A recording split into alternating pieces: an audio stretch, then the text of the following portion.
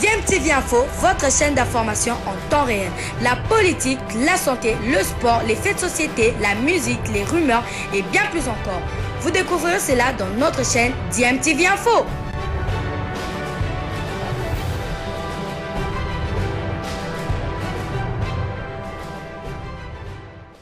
Vous êtes sur DMTV, bonjour ou bonsoir, tout dépend de l'heure à laquelle vous nous suivez. Tout plaisir est pour nous de vous retrouver, mais surtout de savoir que vous êtes nombreux en train de suivre votre chaîne YouTube DMTV. DMTV qui vous propose l'actualité, vous propose également des analyses et des réflexions sur des sujets d'actualité, sur des faits sociaux ou tout simplement sur des réalités que nous observons ici chez nous en République démocratique du Congo. L'actualité reste dominée par les éliminatoires de la Coupe du Monde Qatar 2022. Vous le savez, il s'était joué le jeudi 7 octobre dernier le match de la troisième journée dans le groupe J qui opposait les Léopards de la RDC au Barea du Madagascar au stade des Martyrs en présence du chef de l'État Félix-Antoine Tshisekedi. Et les Léopards de la RDC sont sortis vainqueurs de ce match en l'emportant sur les Barea sur le score de 2-0. On a fait des analyses en tout cas sur ce match avant et après match et les analyses bien évidemment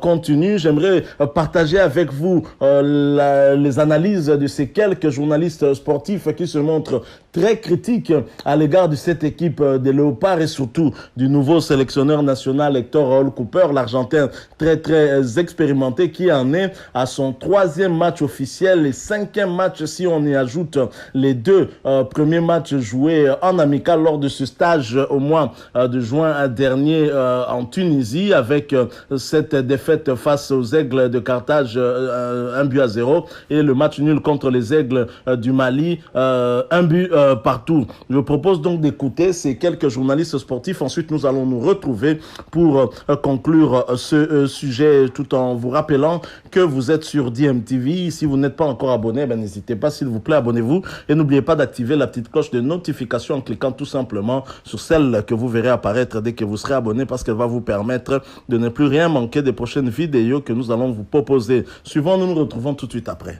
On commence par les Léopards de la République démocratique du Congo 2-0. Il y a également à dire sur cette victoire et aussi on a évoqué tantôt cette générosité de l'arbitre au cours de cette rencontre. Bon, avec, vous savez, j'ai pas envie de revoir ce match déjà. Personnellement, je ne vais jamais revoir ça. Je trouve qu'il y a pas mal de choses à faire dans l'organisation, dans la préparation, dans le choix des athlètes. Je crois qu'il y a absence d'une politique totale de réforme de cette équipe partant des Coopers.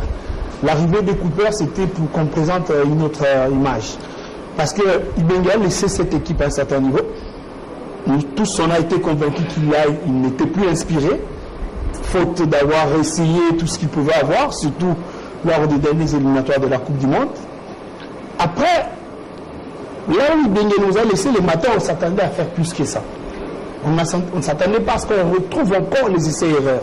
Et c'est ce qui malheureusement présente ces Léopards après 3 journées. On sent qu'il y a du tâton à un degré incroyable. Je me demande les méthodes Cooper dont on est arrivé, si ça se retrouve où, parce que là vraiment, personnellement, je le trouve un peu en baba. Donc vraiment un grand-parent qui caresse ces gamins dont on a vraiment décrié le comportement pendant que Ibenga était là. Aujourd'hui, je me rends compte personnellement qu'il faut changer cette génération. Refaire cette équipe, partir de U20, U23, regarder les potentiels congolais au niveau du pays pour avoir réellement une équipe nationale. La gagne contre le Madagascar, soit en aller comme retour, il ne faut pas qu'il y ait du triomphalisme sur ça. Madagascar, c'est le dernier du groupe. Madagascar a été battu par tous les autres. Donc battre Madagascar devait être ordinaire pour le Congo. En aucun moment ça devait susciter la passion comme si on avait atteint le minimum nécessaire qu'on a besoin. Parce que qu'est-ce qu'on veut faire? On veut amener la RDC à une Coupe du Monde. Et les adversaires pour la RDC à la Coupe du Monde, ce n'est que les top 5 africains à la limite, sinon aller réfléchir dans le top 20 du mondial. Parce que nous ne voulons pas aller à la Coupe du Monde pour faire ce que les Zaïre a fait autrefois. Pour nous ramener notre héros dans les bagages dont personne n'en a encaissé depuis que la Coupe du Monde existe. Vous voyez? Et tous ces paramètres-là, je crois que présentement, le tableau est sombre. Il faut tirer les sonnets d'alarme maintenant. Même si on gagnait par 10-0 à Madagascar le dimanche, ce n'est pas assez pour un Léopard qui veut aller à la Coupe du Monde. Tableau sombre, dit qu'on ne pas pessimiste. Bon, tableau sombre, c'est enfoncer le clou très fort. Moi, je pense que pour aller à la Coupe du Monde, Qatar 2022, il faut passer par le Madagascar. Le Madagascar n'était pas choisi par la RDC comme maillot faible pour le battre en aller-retour. Je crois que la politique sportive ne part pas de l'équipe nationale. Oui, mais ça passe par cette victoire au stade des Martyrs et une victoire au Madagascar avant d'aller affronter le Bénin et les Tanzaniens. Donc vous ne pouvez pas aller en Coupe du Monde sans passer par le Madagascar. Le Madagascar n'a pas été choisi, je le répète, par le Congo pour être battu en aller-retour. Le Madagascar a fait ses preuves ailleurs pour se retrouver après tirage au sort dans le même groupe avec la République démocratique du Congo. Donc ça, ce n'est pas l'affaire de la RDC. Mais l'image de la RDC à Lubumbashi et au Bénin, et l'image que j'ai vu l'équipe présenter au stade des Martyrs le jeudi, il n'y a pas une nette évolution, il y a progression de l'équipe nationale dans le jeu. Parce que les 4-4-2 évoqués à Lubumbashi et au Bénin, il y a une évolution dans le jeu. Pour parler évolution de l'équipe nationale, ça ne dépend pas seulement de Cooper, ça dépend de la volonté de la nation et l'accompagnement technique. Or, l'accompagnement technique n'existe pas, la politique sportive n'existe pas. Vous voulez parler de Cooper qui viendra rebâtir une équipe nationale. Je suis désolé. Je pense que pour qu'on parle d'une nation footballistique, parce qu'il y a deux compartiments. Nous jouons les éliminatoires de la Coupe du Monde, ça, nous sommes obligés de ramener les résultats sur le terrain. Et une politique sportive qui demande la conjugaison des efforts des parties prenantes, notamment l'État congolais, de la fédération. Notre fédération est presque malade, parce que le dossier de l'As Vita Club, c'est une preuve éloquente que la fédération navigue à vue, et qu'il n'y a pas une politique sportive capable de faire les choses. Et du côté de l'État, nous avons tout le temps décrié cette politique sportive qui n'existe pas, et que nous attendons que cette politique sportive existe, parce que l'État congolais finance les voyages et ne finance pas la discipline. À chaque moment, quand les disciplines veulent voyager, l'État donne les moyens, mais pour financer la discipline, pour que les équipes soient viables et fiables, ça tarde encore. Nous appuyons, pensant que l'État va un jour financer la discipline, plutôt les disciplines sportives en République démocratique du Congo. Dire que c'est très sombre, non. L'image que l'équipe a présentée il y a 2 matchs et hier, parce que c'est un problème de choix et des animateurs.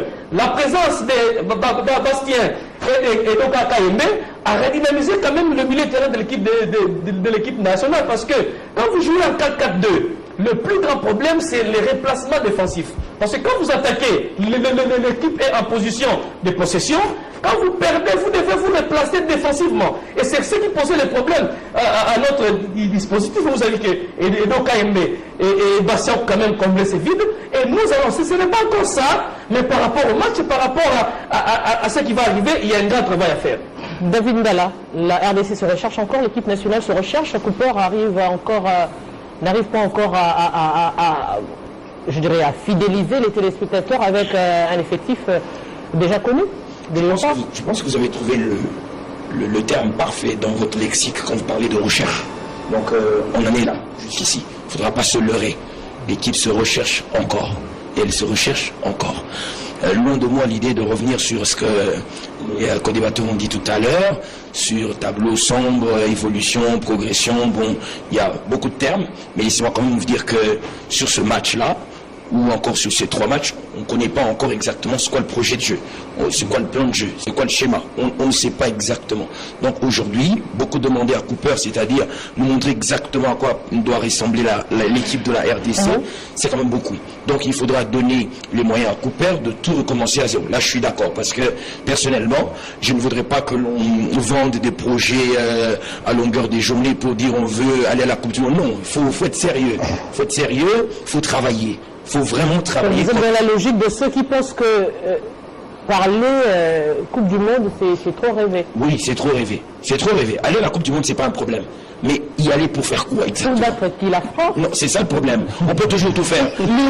Oui, mais pour besoin de nationalisme et tout ça, et couleurs, tout ça, RDC, je peux dire, on peut aller là-bas pour gagner. Mais attention, nous, on est très regardants par rapport à ce qui se passe sur le terrain. Non, laissez-moi vous dire que Cooper doit tout refaire. Tout refaire en commençant par venir regarder un match de football de notre championnat à Likassi, à Kolwezi, ça c'est un.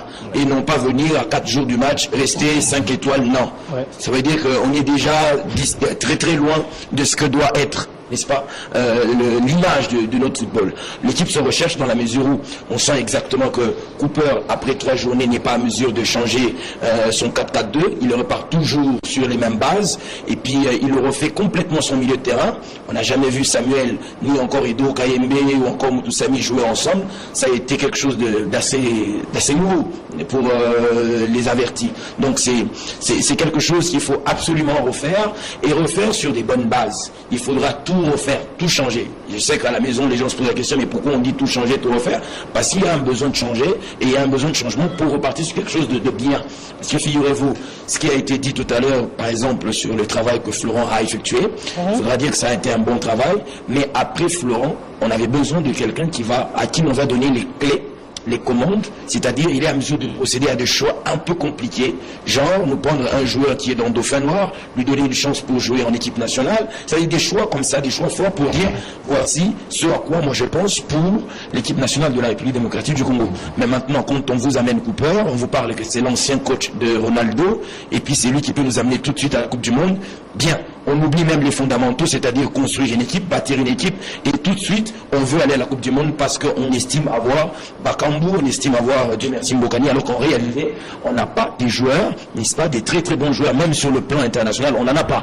Donc aujourd'hui, mardi et mercredi, Ligue des Champions, on ne peut que regarder peut-être Chancel et m'échappe. Et puis le week-end, on n'a pas qu'à regarder dans les gros championnats, alors qu'on peut déjà commencer à refaire le travail. Donc, le travail de recherche ou de refondation ou de rebâtissement, ou je ne sais pas tous les verbes que vous voulez, il faut tout refaire. Et puis Katafi, aujourd'hui, donc, on pourrait dire que la RDC, au-delà de se rechercher, doit nous donner une politique sportive, sinon footballistique, pour parler du football. Bon, moi je crois que vivement souhaiter cette politique publique de notre football, pas seulement de notre football, mais de notre sport. C'est ce qu'on a toujours demandé, nous les observateurs avisés du mouvement sportif ici en République démocratique du Congo. On a beau chanter, le Premier ministre est passé pour parler de tous les piliers au niveau du mouvement de la République démocratique du Congo. Il a évoqué devant la représentation nationale la professionnalisation de notre sport. On attend, mais quand même il y a des signaux, notamment cette politique de rénover quelques stades à travers l'étendue de la RDC. Moi je crois que c'est une bonne chose. Le ministre Serge Konde l'a défendu valablement du côté du Conseil des ministres. On croit que cette fois-ci on aura un chronogramme et que ça sera une réalité. Donc s'il faut maintenant revenir sur la rencontre entre la RDC et le Madagascar, bon, je crois que c'est blanc, bonnet, bonnet, blanc. Le Madagascar, comme l'a dit Eddie Kankou ou Olivier, donc c'est pas un grand morceau, à part l'exploit récemment du côté de la Coupe d'Afrique des Nations en Égypte en 2019. Du reste, cette formation nous a battu, la formation de Barrea.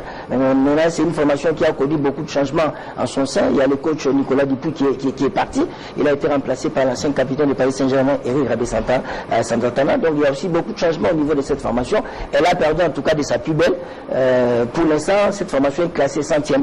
Donc en face de nous, on n'avait pas un grand Madagascar. Mais bon, du côté de la RDC, il faut aussi tirer quelques enseignements par rapport à cette rencontre. Il y a l'assurance qu'on a maintenant, qu'on a quand même un gardien de but, c'est Joël Kiassoumba. Je crois qu'il a fait des arrêts exceptionnels. Moi, je crois qu'il a été pratiquement les sauveurs de la République du Congo dans cette rencontre. Bon, il y a aussi Chancel Mbemba qui est revenu dans son poste de prédilection.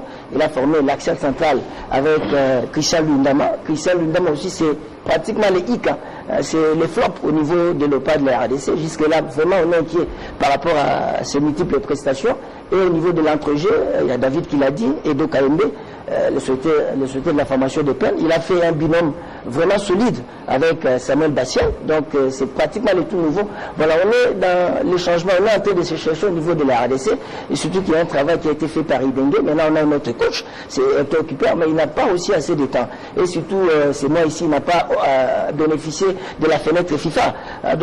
Qui aurait permis au coach de pouvoir faire des rassemblements et puis avoir des schémas tactiques. Donc, on espère que cette fois-ci, on va consolider dès demain déjà du côté de Kangia Barrea Stadium du côté d'Atananari pour gagner et aussi rallonger notre bataille dans ces groupes. Mais pour l'instant, on doit faire un travail de fond au niveau de l'équipe nationale. Beaucoup de choses à retoucher et à changer, l'organisation, tout ça, et surtout les relations aussi entre les cabinets, la FEROFA, tout ça. Donc, on doit parler un seul langage au niveau de l'équipe nationale pour donner la chance à ces enfants. Sénateur Denis Kambaye, aujourd'hui, si on devrait justement parler de ces éliminatoires, on est entre... J'essaie un peu de comprendre, parler du ministère. On est entre un bilan, mais aussi parler d'un résultat, c'est-à-dire le jeu en soi. Au-delà du bilan, on voit, par exemple, à l'exemple de Florent Ibenge, qui était ici, sur place, on voit Cooper, il y a toute une communication qui est faite autour de Cooper. Aujourd'hui, on se dit, l'équipe se recherche encore. Mais comment gérer cette politique, mais aussi les résultats qui doivent accompagner les Léopards? Je crois que le sourire de Pengongo, c'est une communication pour moi. Je voudrais ne pas vous décevoir, Maman Arlette, de ne pas faire aucun commentaire maintenant. Acceptez, souffrez pour ça. Je suis un sportif, je suis un dirigeant, je suis un ancien ministre des Sports. Je sais de quoi je parle. On joue déjà demain. De l'autre côté, et Denis Kambaye est sur le plateau, je préfère ne rien dire maintenant et revenir au moment opportun pour des analyses. Je crois que souffrez. Je ne peux rien dire. Denis Kambaye, voilà. refuse de donner son opinion. Par contre, être contredit par le futur. Non, c'est pas mon opinion. Donc, le plaisir que j'ai. Le refus de communiquer est une communication. Olivier. Le plaisir, c'est la communication de mon vieux Féfé Kaboulou. En direct, moi, je suis à la télévision. Et c'est la joie d'avoir un président de la République qui aime le foot. Le sport en général, je l'ai vu dans Savarez. Voilà pourquoi il faut apporter la gaieté sur le plateau qui est resté. Si on doit entrer en profondeur, je crois que je vais vous rejoindre, tout simplement. Je dis que je rejoins vos analyses que vous venez de faire tout à l'heure, parce que nous avons eu à connaître un grand. Un grand, c'est Ibenge Koché qui nous a quittés. Après Ibenge, il fallait voir soit plus que Ibenge ou comme Ibenge. Donc je voudrais m'arrêter à ce niveau-là et de dire bonne chance au Léopard, mais déjà de l'autre côté, et reste prêt à faire des commentaires au moment opportun. Pour le moment, accepter c'est aussi la démocratie, mais quelqu'un peut dire sur le plateau que je n'ai rien à dire maintenant. C'est depuis vos derniers passages au niveau du ministère, et le Est-ce que je vais arrêter à ce niveau-là? les chambres que vous avez apportés à 2000. Voilà, nous sommes de retour. Que dire de plus après avoir entendu ces propos, les propos de ces journalistes sportifs? Je dirais que la critique est aisée, mais l'art est difficile. Comment on peut juger un nouveau entraîneur qui arrive, un nouvel entraîneur qui arrive dans une équipe qui a du mal à gagner depuis 2018? On fait comme si tout allait bien avec cette équipe nationale de la République démocratique du Congo. Un entraîneur qui arrive, qui en est à son 3e match officiel. Et si on regarde bien son bilan dans des matchs officiels actuellement, c'est positif. Hector Cooper n'a pas encore perdu. Et donc, c'est 2 matchs nuls et une victoire. Il faut dire, si nous ajoutons à cela aussi les 2 autres matchs amicaux, le bilan d'Hector Raoul Cooper n'est ni positif ni négatif, puisqu'on a une défaite, une victoire et 3 matchs nuls. Et les Léopards avaient réalisé un match nul contre la Tunisie, qui est notre bête noire, même quand la République démocratique du Congo est très en forme. Nous n'y arrivons pas face aux aigles de Carthage. Et contre le Mali, une très belle équipe du Mali qui occupe la première place de son groupe avec 7 points. Et donc je crois que faire jeu égal contre le Mali signifie que les Léopards avaient quand même montré quelques bons signes pour la suite. Y a-t-il évolution ou pas au regard de ces 3 matchs dans cette phase des groupes? Nous sommes là dans le groupe J.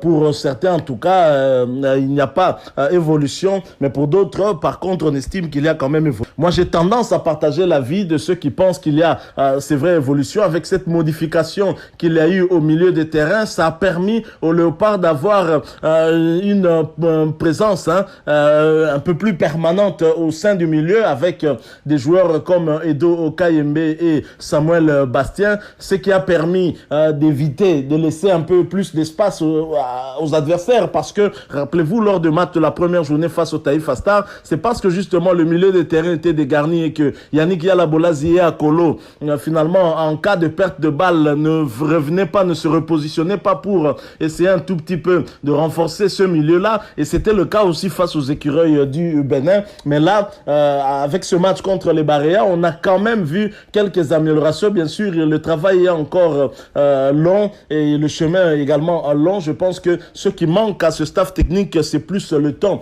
pour pouvoir travailler, mais on ne peut pas être aussi exigeant. Comment dire que l'avenir est sombre alors que c'est le gouvernement congolais qui a signé un contrat d'objectif avec Hector Raoul Cooper? Le gouvernement congolais n'a pas donné de temps. Hector Cooper ne lui a pas dit que préparez-nous pour le mondial qui viendra en 2026, je pense, parce qu'après Qatar, ce sera peut-être 2026.